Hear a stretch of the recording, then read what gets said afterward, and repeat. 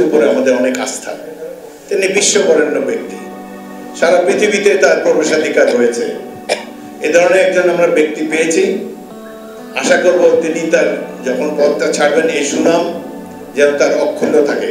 কিন্তু তার এই বিপ্লবী, তার এই উপদেষ্টা পরিষদকে বিপ্লবী চরিত্র ধারণ করতে হবে।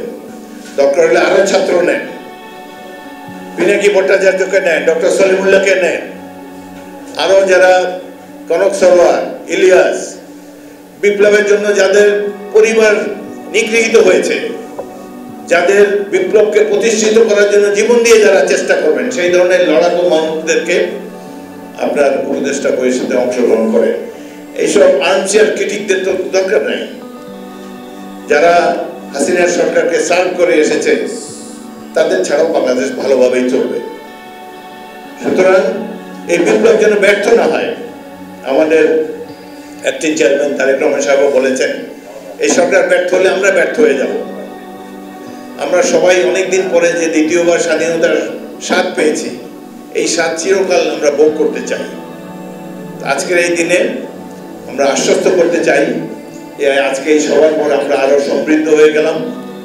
বাংলাদেশ নিশ্চয়ই কোনোদিন কারো পদানত হবে না। এই রাষ্ট্র সংস্কার আমরা নিজেরাই করব, কারো কোনো সাহায্য ব্যতি রেখে।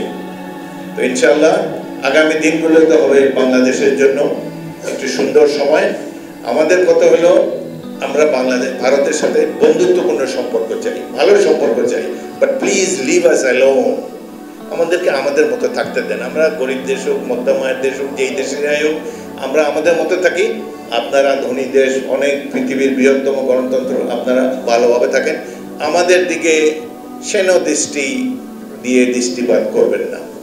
আপনারা, আপনাদের ভালো চাই, আপনাদের মঙ্গল চাই, আপনারাও আমাদের মঙ্গল কামনা করুন। আমাদের কোনো ঠেকা নাই ওই দেশের কাছে। পেঁয়াজ অন্য দেশ থেকেও আমদানি করা যাবে।